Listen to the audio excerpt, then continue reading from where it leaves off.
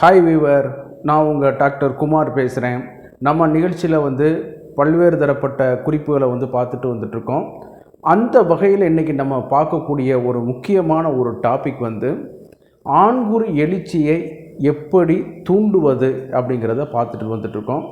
இதற்கு முந்தைய வீடியோக்களில் எப்படிலாம் சில பொருட்கள், மருந்து பொருட்கள், மருத்துவ உபப்பொருட்கள், உணவாக இருக்கக்கூடிய பொருட்கள் எப்படியெல்லாம் இந்த ஆண்குறி எழுச்சியை ஊக்குவிக்குது அப்படிங்கிறது தான் நம்ம பார்த்துட்டு இருந்தோம். சரிங்களா? இந்த நிகழ்ச்சியை பார்க்குறவங்க தயவுசெய்து அந்த பழைய வீடியோக்களை பார்த்துட்டு வந்தீங்கன்னா உங்களுக்கு ஒரு ஐடியா கிடைக்கும். இந்த மெக்கானிசம் எப்படி செயல்படுது, எப்படி எழுச்சி உண்டாகுது, இந்த பொருள்கள்னால் எப்படி அதற்கான பங்கு அளிக்குதுங்கிறது தான் இந்த வீடியோக்களை பார்க்க போகிறோம். சரிங்களா? நிகழ்ச்சிக்கு போகிறதுக்கு முன்னாடி உங்கள்கிட்ட ஒரு சின்ன வேண்டுகோள். இந்த நிகழ்ச்சி உங்களுக்கு பிடிச்சிருந்துச்சுன்னா லைக் பண்ணுங்கள். அதே நேரம் இந்த நிகழ்ச்சி மற்றவர்களுக்கும் பயனுள்ளதாக இருக்குன்னு கேட்டிங்கன்னா தயவுசெய்து ஷேர் பண்ணுங்கள். அவங்களுக்கு ஒரு உபயோகமாக இருக்கும். அதே நேரம் தயவுசெய்து சப்ஸ்கிரைப் பண்ணி எங்களுக்கு ஹெல்ப் பண்ணுமாறு மிக பணிவோடு கேட்டுக்கொள்கிறேன். நான் உங்கள் டாக்டர் குமார். வாங்க நம்ம நிகழ்ச்சிக்குள்ளே போகலாம். பொதுவாக பணம், பொருள், வீடு, மாளிகை, கோடான கோடிகள் இருந்து ஒரு பெண்ணை நீங்கள் திருப்திப்படுத்த முடியலைன்னா பெண்ணுங்கிறத விடுங்க, இல்லற வாழ்க்கையில் தினசரி கடமைகளில் இது ஒன்று, இந்த உடல் உறவுங்கிறது. இதை நீங்கள் திருப்திப்படுத்த முடியலை, இதில் நீங்கள் ஃபெயிலியர் ஆகிட்டீங்கன்னா உங்களால் வாழ்க்கையில் எது இருந்தாலும் உங்களால் வின் பண்ண முடியாது. இந்த டிப்ரெஷனே உங்களுக்கு பல வகையான தோல்விகளுக்கு ஆளாகி கொண்டு போயிட்டுருக்கோம். சரிங்களா? ஒரு தோல்வி, அதாவது ஒரு பயமே இன்னொரு பயத்தை உருவாக்குதுன்னு சொன்ன மாதிரி இந்த வரக்கூடிய ஒரு ஃபீலிங்கை நம்ம இதில் அடுத்தடுத்து நம்மளை பெர்ஃபார்மன்ஸ் பண்ண முடியாத மாதிரி நம்மளுக்கு பண்ணி கொடுக்க வச்சிடும். சரிங்களா? அதுக்காகத்தான் நம்ம நிகழ்ச்சியில் ரொம்ப சிரமப்பட்டு பல்வேறு குறிப்புகள், சரிங்களா, பல்வேறு ஏடுகள், நம்ம காமசாஸ்திராவில் சொல்லப்பட்டது, நவீன மருத்துவத்தில் சொல்லப்பட்டது எல்லாத்தையும் ஒரு குறிப்புகளாக நம்மகிட்ட உங்கள்கிட்ட கொடுத்துட்ருக்கோம். சரிங்களா? இதை நீங்கள் பயன்படுத்தி உங்களுடைய இதில் பார்த்தாலே ஒரு நல்ல ஒரு சக்ஸஸ் கிடைக்க ஆரம்பிக்கும். சரிங்களா? பொதுவாக ஆண்குறி எழுச்சி அடைகிறது சிறு வயதில் என்னென்னு கேட்டிங்கன்னா அதாவது ப்ரீ மெச்சூரிட்டி பேஸ்ன்னு சொல்லுவாங்க. சரிங்களா? அந்த இதில் பார்க்கும்போது யூரினை ஸ்டாப் பண்ணக்கூடியதுக்காகத்தான் அந்த குழந்தை வேலை செய்ய ஆரம்பிக்கும், அந்த சிறுவர்கள். சரிங்களா? அதுக்கு முதல்ல என்னன்னு கேட்டிங்கன்னா பெட்டில் போவாங்க. அதற்காக அதே மாதிரி மோஷனும் அதே மாதிரி தான்.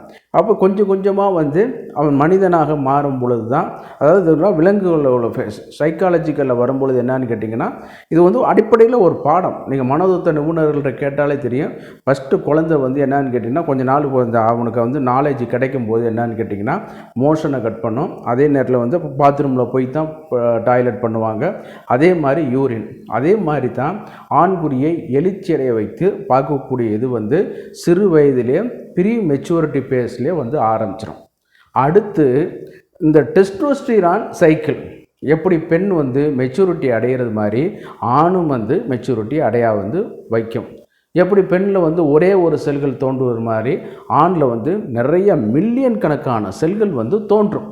அதுதான் இதில் ஒரு முக்கியமான ஒரு இது. இந்த மில்லியன் கணக்கான செல்கள் எல்லாம் தோன்றி என்னன்னு கேட்டிங்கன்னா நாளாக அந்த டெஸ்டோஸ்டெரான் கொஞ்சம் கொஞ்சமாக சேரும்போது இந்த ஆணுக்கு ஒரு 13 வயசில் இருந்து ஒரு 17 வயசு வரைக்கும் இந்த இது நடக்க ஆரம்பித்து இந்த டெஸ்டோஸ்டெரானுடைய உற்பத்தினால் என்னன்னு கேட்டிங்கன்னா உடற்கட்டுமானம், தசை வளர்ச்சி, எலும்புடைய பலம் இதெல்லாம் போன பிறகு இது மெயினாக அந்த விதைப்பையையும் வலிவுபடுத்தப்பட்டு விந்தணுக்களை உற்பத்தி பண்ண வைக்கும்.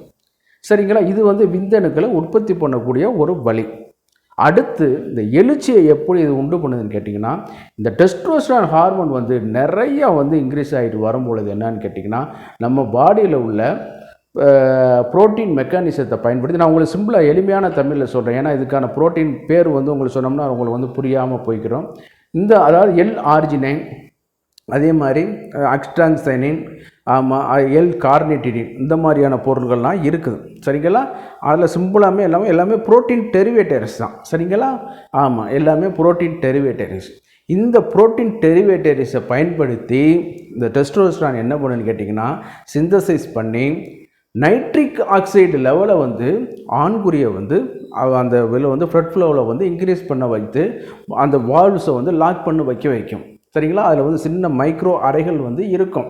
சரிங்களா? அந்த மைக்ரோ அறைகளில் வந்து தான் இந்த பிளட் இது பண்ணிக்கிட்டு என்னான்னு கேட்டிங்கன்னா லாக் ஆகிட்டு எழுச்சி அடைஞ்ச மாதிரி இருக்கும். நல்லா கவனித்து பார்த்துருப்பீங்க நண்பர்களே, சின்ன வயசில் எவ்வளவு கல் மாதிரி இருந்திருக்கும். இப்போ நீங்கள் பார்த்துட்டு இருக்கிற நண்பர்கள்லாம் பார்த்தீங்கன்னா ஒரு 35 வயசுலேருந்து பார்த்துட்டு இருப்பீங்க, 40 வயசுக்கு மேலே பாருங்க. இப்போ வந்து அது எரெக்ஷன் ஆகிறதே நம்மளுக்கு வந்து சிரமமாக இருந்தாலும் அமுக்கி பார்க்கும் பொழுது பஞ்சு மாதிரி உழைக்க போயிடும்.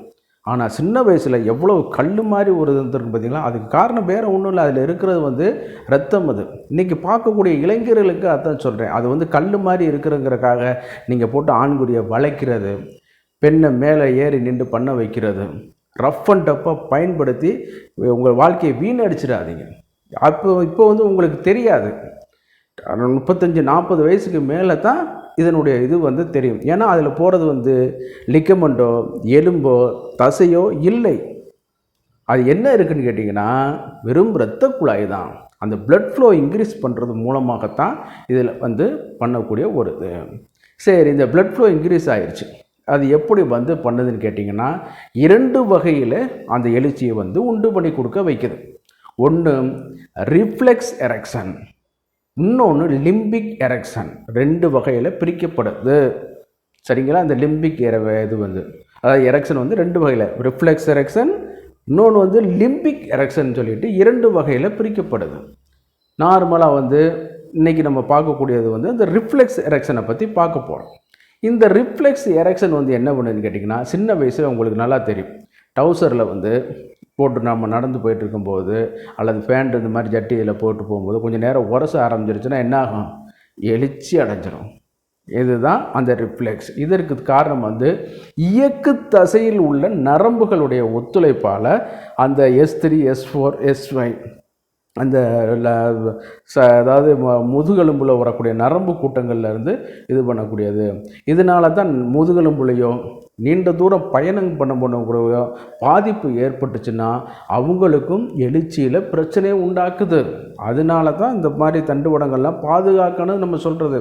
இன்றைக்கி என்ன பண்ணுறாங்கன்னா ரீல்ஸுங்கிற பேரில் பைக்கில் வந்து தலையீழ பறக்கிறான், மாடியில் ஏறி குதிக்கிறாங்க, இந்த மாதிரி ஏறி பண்ணுறாங்க, பஸ்ஸில் இப்போ இது பண்ணுறாங்க.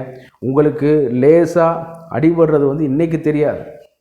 அதனால தான் நம்ம சித்தர்கள்லாம் என்ன சொல்லியிருக்காங்க, தட்டு முட்டு படுவதாலும் வர்மங்கள் வந்து பாதிக்கப்படுன்னு சொல்கிறாங்க.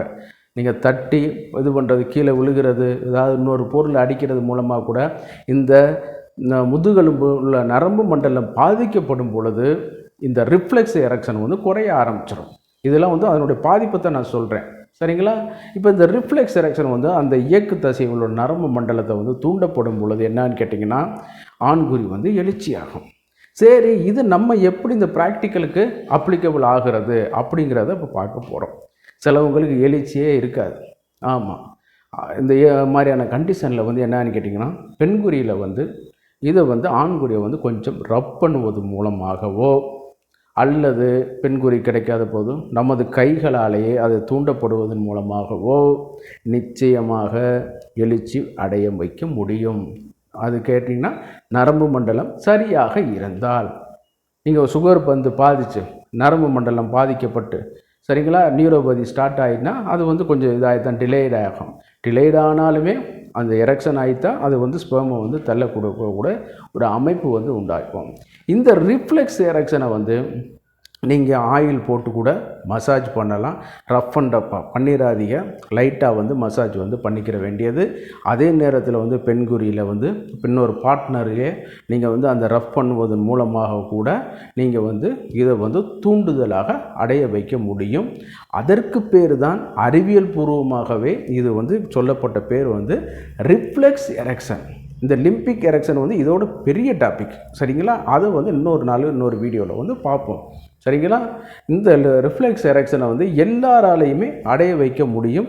ஓரளவு அதற்கான நம்மளுக்கு வந்து ஒரு ஃபிசிக்கல் வில் உடலுறவு பண்ணணும் அப்படிங்கிற ஒரு இதில் இருந்தாலும் இருக்கிறவங்களுக்கும், அதே நேரம் வந்து நம்ம பார்ட்னர் வந்து நம்மளை வந்து கொஞ்சம் என்கரேஜ் பண்ணக்கூடியவங்களுக்கும், அதான் சொல்கிறது குடும்பத்தில் இருக்கிறவங்களுக்கு இது வந்து ஒரு முக்கியமான ஒரு இது. மனைவியை திருப்திப்படுத்தணும், இப்போ நம்மளோட சார்ந்தவங்களை திருப்திப்படுத்தணுங்கும் போது இந்த பொசிஷன், இந்த ரிஃப்ளெக்ஸ் எரெக்ஷன் மூலமாக நீங்கள் இதை வந்து சரி செய்ய முடியும். நல்ல ஒரு உடலுறவில் வந்து இது பண்ண முடியும். சரிங்களா? உடலுறவில் இந்த மாதிரி ஆண்குறி எழுச்சி இல்லைன்னு நீங்கள் அமைதியாக மட்டும் இருந்துடாதீங்க. அது வந்து என்னன்னு கேட்டிங்கன்னா இன்னும் பீஸ் அடித்து போயிடும், வாழ்க்கை நாசமாக போயிடும். சரிங்களா? பண்ண முடியும். ஒரு 2-3 நாளைக்கு ஒரு தடவையாவது தயவு செய்து நீங்கள் களத்தில் இறங்கி களம் கண்டால்தான் உங்களால் அடுத்தடுத்து வந்து இந்த பிரச்சனையிலேருந்து அவுட்கம் பண்ணி வர முடியும். அப்படியே நீங்கள் இதாக இல்லாத பட்சத்தில் என்னன்னு கேட்டிங்கன்னா அப்படியே குறைஞ்சு இதாக ஆரம்பிக்கும். அதே நேரத்தில் டோப்பமைனோட அளவும் குறைய ஆரம்பிக்கும் பொழுது நீங்கள் எதுலேயுமே கான்சன்ட்ரேட் பண்ண முடியாது. எங்கு போனாலும் ஒரு விரக்தியாகத்தான் இருக்கும். சரிங்களா? ஆங்ஸைட்டி இருக்கும், டிப்ரெஷன் இருக்கும், மனநிலை சோர்வுகள், கோவப்படுறது, எரிஞ்சு விழுகிறது. இதெல்லாம் பார்த்தோம்னா அந்த காலத்தில் 40 வயசில் நாய் கோணம்னு எதுக்காக சொன்னாங்க? இன்றைக்கி உடுந்த மாதிரி மெடிக்கல் இதெல்லாம் அந்த காலத்தில் கிடையாது. ஆமாம், இந்த பழமொழி வந்து எப்போயோ நூற்றாண்டுகளுக்கு முன்னாடி சொல்லிட்டாங்க. அன்றைக்கெல்லாம் வந்து மனிதனுடைய உச்சகட்ட ஆயுள் காலமே 35 வயசு வரைக்கும் தான். சரிங்களா? அப்போ 40 வயசில் நாய் குணம்னு எப்படி சொன்னாங்கன்னு கேட்டிங்கன்னா, எல்லாமே 16 வயசுக்குள்ளே குழந்தை பிறந்து கல்யாணம் பண்ணி எல்லாமே பண்ணி முடித்த பிறகு அந்த சைலண்ட்டாக சுகர் இந்த மாதிரியான பிரச்சனைகள் வந்து வர ஆரம்பிச்சிடும் 40 வயசில். அப்போ இந்த நரம்பு மண்டலங்கள்லாம் பாதிக்கப்படும் பொழுது அவங்களால இந்த மாதிரி பெர்ஃபார்மன்ஸ் பண்ண முடியாத ஒரு காரணத்தினால என்னன்னு கேட்டிங்கன்னா டோப்பமைனோட அளவு வந்து குறைய ஆரம்பிக்கும் போது நம்மளே எரிஞ்சு விழ ஆரம்பிச்சிருவாங்க. எப்படி பெண்ணுக்கு மாதவிடாய் சம்மந்தப்பட்ட காலகாலங்கள் வரும்போது சில ஆங்ஸைட்டி டிஸார்டர் இருக்கு இல்லையா, மறுக்க முடியாது. அதே மாதிரி தான் ஆணுக்கும். பெண்ணுக்கு ஒரு நியாயம், ஆணுக்கு ஒரு நியாயம், அதுதான் இங்கே நடக்குது. ஆமாம், அதனால தான் ஆணுக்கும் உங்கள் மாதிரி ஒரு சப்போர்ட் பண்ணக்கூடிய ஒரு நேச்சராக இருந்தவங்களுக்கு அது வந்து கொஞ்சமாக அவங்க வந்து அவுட்கம் பண்ண வர முடியும். அதனால தான் நம்ம திருப்பி படித்து சொல்கிறது, செய்ய முடியுதோ இல்லையோ இந்த ஆக்ஷனில் வந்து உங்களுக்கு ஆண்குறி இருக்கிற வரைக்கும், உயிர் இருக்கிற வரைக்கும், உடல் இருக்கிற வரைக்கும் நீங்கள் இதுக்கான இதை வந்து நீங்கள் தொடர்ந்து ஈடுபட்டுக்கிட்டே வாங்க. ஆமாம், அதற்கு சப்போர்ட் பண்ணக்கூடிய பார்ட்னர் தான் நம்மளுக்கு இல்லற துணையாக இருக்க வேண்டும். சரிங்களா? இதுக்கு வந்து வெளியில் போகிறவங்களுக்கு, வேறு நாடுகளில் போய் பண்ணுறவங்களுக்கெல்லாம் இந்த வீடியோ வந்து தயவு செய்து அப்ளிகபிள் ஆகாது. ஒருவனுக்கு ஒருத்திங்கிறத மட்டும் ஃபாலோ பண்ணுங்கள். இந்த ரிஃப்ளெக்ஸ் எரெக்ஷனை வந்து நீங்களும் உங்கள் பார்ட்னர்கிட்ட நீங்கள் ஒரு ட்ரை பண்ணி பாருங்கள். உங்களுக்கும் ஒரு நல்ல ஒரு இம்ப்ரூவ்மெண்ட் கிடைக்கும். அடுத்து இந்த லிம்பிக் எரெக்ஷனை வந்து இன்னொரு தடவையில் நம்ம வந்து வீடியோவில் வந்து பார்ப்போம். அது கொஞ்சம் எலாபரேட்டாக போகக்கூடியது. சரிங்களா? ஆமாம், ஹார்மோன்ஸ் எல்லாத்தையும் வரக்கூடியது. ஆனால் அது எல்லாத்தையும் பிரெயின் என்ன ஒன்று செகண்டில் வந்து சொல்லி எரெக்ஷன் பண்ணி கொடுத்துடும். அதனால் நம்மளுக்கு தெரியறதில்லை. ஆனால் நான் சொல்ல ஆரம்பித்தேன்னா மினிமம் ஒரு 5லேருந்து 10 நிமிஷம் அது வீடியோவாக போட்டால்தான் அதை வந்து நம்ம வந்து பண்ண முடியும். சரிங்களா? சரி, நிகழ்ச்சியோட இறுதி பகுதிக்கு வந்துட்டோம் நண்பர்களே. இந்த இதை வந்து நீங்கள் வந்து பெர்ஃபார்மன்ஸ் பண்ணி பாருங்கள், உங்களுக்கே நல்ல பலன் வந்து கிடைக்கும். அதே நேரம் அந்த நிகழ்ச்சி உங்களுக்கு பிடிச்சிருந்துச்சுன்னா லைக் பண்ணுங்கள். அதே நேரம் வந்து மற்றவர்களுக்கும் பயனுள்ளதாக இருக்குதுன்னு கேட்டிங்கன்னா ஷேர் பண்ணி எனக்கு ஹெல்ப் பண்ணுங்கள். தயவுசெய்து சப்ஸ்கிரைப் பண்ணி எனக்கு ஹெல்ப் பண்ணுமாறு மிக பணிவோடு கேட்டுக்கொள்கிறேன். நான் உங்கள் டாக்டர் குமார். மீண்டும் ஒரு நிகழ்ச்சியை சந்திக்கும் வரை நன்றி கூறி விடைபெறுகிறேன். நன்றி, வணக்கம்.